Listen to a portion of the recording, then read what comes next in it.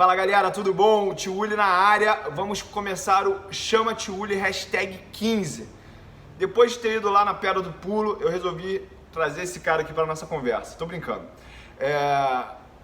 Como vocês sabem, todo dia eu abro aqui um story na primeira story do dia e falo assim, manda perguntas. E aí eu pego esse momento aqui pra gente responder essas perguntas com mais liberdade, com mais tempo, para eu poder também aprofundar mais o assunto. E para quem trabalha no marketing digital ou quer fazer marketing de conteúdo, esse modelo também aqui é uma maneira de eu implementar uma coisa que o Gary Vee sugere para todo mundo que produz conteúdo. Faça um conteúdo mais extenso e depois você vai nugueteando esses conteúdos para outras redes sociais. É por isso que às vezes eu faço um conteúdo aqui e vocês veem depois lá no Instagram, no meu feed, eu postando essas coisas, tá? Então, eu vou aqui responder a pergunta do Guilherme, que fez uma boa pergunta que eu achei muito interessante, que é o seguinte: o que você queria ouvir mais novo, Tiuli? Então, Guilherme, uma coisa que eu queria ouvir mais novo, eu acabei escutando. Sabe quem que falou isso pra mim, no final das contas? Foi esse cara aqui, ó, o Warren Buffett. Quando eu conheci ele pessoalmente, em 2006, pra quem não sabe, né, a minha faculdade foi a primeira turma internacional que ele recebeu no escritório dele, e ele falou o seguinte: os mais inteligentes dessa sala serão os primeiros a quebrar. O que ele queria dizer com isso? Ele queria dizer que as pessoas que confiam demais nos modelos, elas correm um grande risco de se dar mal. Por quê? Os modelos funcionam 95% do tempo, mas 5% do tempo que eles não funcionam, eles podem criar grandes exageros. Esses exageros passam por superestimação do preço das ações ou subavaliação do preço das ações. E quando a gente tem uma subavaliação do preço das ações, isso é uma grande oportunidade para a gente implementar o Value Investing, porque a gente faz uma comparação de preço com valor e a gente vê que, por exemplo, o preço está muito abaixo do valor, com uma margem de segurança que diminui a chance da gente se dar mal. Isso é uma chance da gente implementar o Value Investing de uma maneira clara e objetiva, tá?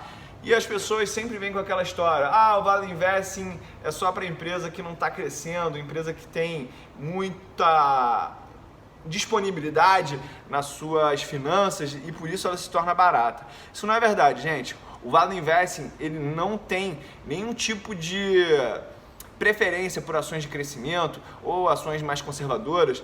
O importante é você ter noção das vantagens competitivas daquele negócio que você quer adquirir, tá? E a partir disso você vai entender como que essa empresa, como que essa organização vai se comportar frente aos desafios da vida.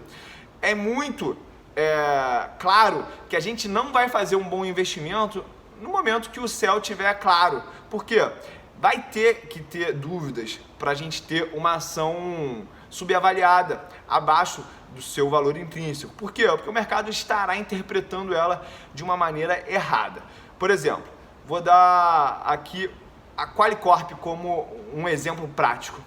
Há quase um ano atrás, o conselho de administração da empresa decidiu que, para reter o fundador da empresa, eles dariam 150 milhões de reais uma bonificação para essa empresa, para o fundador, quer dizer. E aí ele ficaria na empresa. Só que isso deu um bafafá, porque os minoritários se sentiram agredidos, a própria XP também interviu nesse caso. E o que aconteceu? Ele pegou esse dinheiro, não abriu mão, mas ele falou assim: eu vou comprar em ações da empresa. Nessa época, as ações da Qualicorp estavam por volta de 14, 13 reais. Isso que tinha saído de uma casa de 18 reais. Por quê? Depois que teve essa notícia, a ação despencou. Isso foi uma reação superestimada do mercado, ou seja, ele estimou o impacto dessa notícia no preço da ação e aí tornou-se uma grande oportunidade. Tanto que o César Paiva, gestor do fundo Real Investor, aumentou a posição que ele já tinha nessa empresa e hoje em dia ela está por volta de R$35 em menos de um ano, tá? Então, não vai aparecer uma grande oportunidade para você investir no momento que o céu ele tiver tranquilo, que não tiver nenhuma nuvem no céu. Então a gente tem que entender profundamente o caso para realmente pesar a opinião das pessoas que estão pessimistas nessa empresa e pesar a nossa opinião, que tem que ser otimista pelo menos, para você ter uma margem de segurança, beleza? Então, galera, tem que ter muita convicção naquilo que faz e a gente melhora a nossa convicção através de estudo, de ler os relatórios da empresa, conversar com fornecedores, com clientes, é por esse caminho aí, beleza? Vamos para a segunda pergunta. O Pedro Oscar perguntou: Tiúlio, quando a chave virou? Então, Pedrão, eu invisto desde 99, na bolsa eu invisto desde 2004, mas por incrível que pareça, eu acho que a chave ela só virou para mim em 2011. Sabe por quê? Fiz uma viagem para Israel em 2011, no carnaval. Eu tinha acabado de sair de um relacionamento que me machucou muito. Eu gostava muito da pessoa e a coisa não funcionou do jeito que eu esperava. Isso me gerou um sofrimento muito grande. E aí eu fui para essa viagem em Israel e eu fui lá no Muro das Lamentações e falei assim: cara, eu quero 3 coisas só para ficar tranquilo. Eu quero resolver o meu coração, eu quero ter muita saúde para viver a vida ainda, e terceiro, eu quero dar muito certo no mundo dos negócios.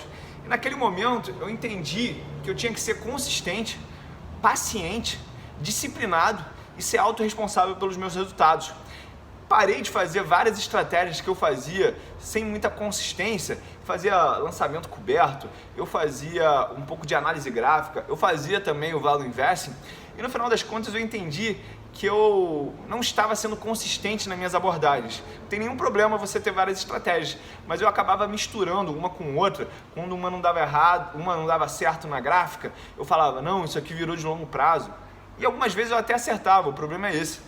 E aí, quando eu saí dessa viagem, eu voltei para o Brasil decidido que eu ia diminuir o meu ritmo de trabalho, que naquela época eu estava trabalhando muito, e ia investir numa estratégia de value investing, porque aquilo ali me daria tempo para fazer outras atividades e me desenvolver mais como ser humano. A partir desse ponto, eu comecei a estudar muito profundamente as empresas, ler os relatórios, visitar as unidades que eu podia. E a partir daí eu comecei a deixar o tempo fazer o trabalho e eu tinha só o trabalho de esperar. E esse é o trabalho mais difícil, porque as pessoas, quando elas veem as coisas dando certo, elas querem mexer para, de alguma forma, salvar alguns dos ganhos. E quando as coisas estão dando erradas, elas não acreditam que as coisas têm que ficar quietinhas só para deixar o tempo corrigir as coisas. Aí elas querem mexer e acabam mexendo naquelas posições que elas fizeram. No final das contas, gente, a gente tem que tomar uma decisão de investir numa empresa por longo prazo. E essa que talvez foi a ficha aí mais importante que caiu na minha cabeça. Eu entendi que longo prazo não era 2 anos, 3 anos, longo prazo era coisa para cima de 10 anos. E eu pegando o dividendo daquelas empresas que eu já era sócio e reinvestindo numa estratégia conservadora, eu teria muito mais chance de alcançar aquela meta lá de ser bem sucedido profissionalmente, beleza? Então, resumindo aqui tudo que eu falei em pouco tempo.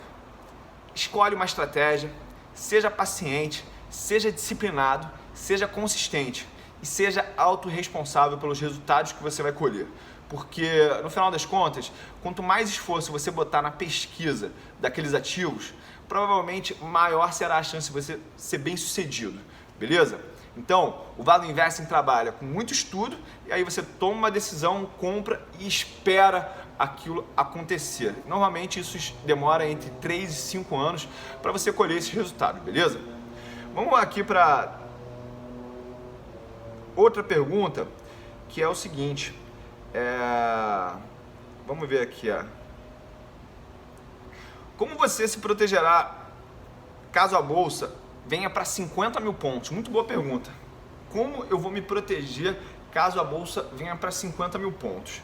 Primeira coisa que eu respondo aqui para essa pergunta do Miguel é o seguinte: Miguel, primeiro eu tenho que ter muita crença naquilo que eu estou investindo, porque no final das contas a gente investe nas nossas crenças. Lá no momento que isso acontecer, eu não sei se vai em 50 mil pontos ou 60 mil pontos, o nosso emocional ele vai estar muito abalado, porque não vai ser uma queda tranquila, mais de 50%, vai ser uma queda traumática. E aí eu preciso ter crença de que aqueles investimentos que eu estou fazendo, eles realmente têm valor. Então primeiro eu encontro o valor, entendo os fundamentos. Depois eu vou começar a comparar com os preços. E aí, nesse momento, eu acredito que terão várias oportunidades na bolsa.